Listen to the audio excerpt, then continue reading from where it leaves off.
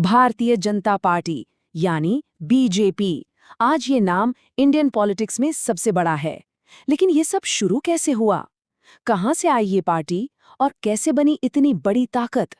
चलिए आज हम इसी दिलचस्प सफर को देखते हैं, इसकी जड़ों से लेकर आज के दौर तक। तो इस कहानी को हम 5 हिस्सों में समझेंगे। सबसे पहले देखेंगे इसकी वैचारिक जड़ें, मतलब आइडियोलॉजी कहाँ से आई। फिर बात करेंगे जनता एक्सपेरिमेंट की, एक बहुत ही अहम मोड़ था ये। इसके बाद आएगा एक नई पार्टी का जन्म, यानी बीजेपी की स्थापना। फिर हम देखेंगे कि कैसे ये पार्टी सत्ता तक पहुंची। और आखिर में आज के एरा ऑफ डोमिनेंस, यानी प्रभुत्व के युग को समझेंगे। तो चलिए शुरू करते हैं। ये जो टाइमलाइन आप देख रहे हैं, ये एक तरह से हमारी पूरी कहानी का नक्शा है। 1951 में जनसंघ से शुरुआत, फिर 77 में जनता पार्टी का बनना, 1980 में बीजेपी का जन्म, और फिर वाजपेयी सरकार से लेकर 2014 में मोदी युग की शुरुआत तक। हर तारीख एक टर्निंग पॉइंट है। तो चलिए कहानी के पहले पड़ाव पर चलते हैं।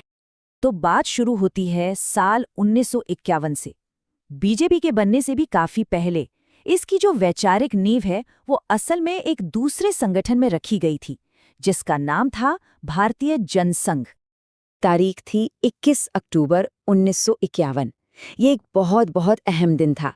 इसी दिन भारतीय जनसंघ यानी बीजेएस की ऑफिशियली स्थापना हुई, और यहीं से उस आंदोलन की शुरुआत हुई जिसने दशकों बाद भारत की राजनीति का नक्शा ही बदल दिया।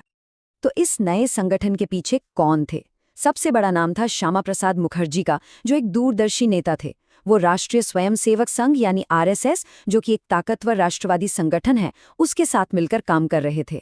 और उनके साथ थे दीनदयाल उपाध्याय, एक बहुत बड़े विचारक जिनकी फिलॉसफी ने ही पार्टी की आइडियोलॉजी की दिशा तय की।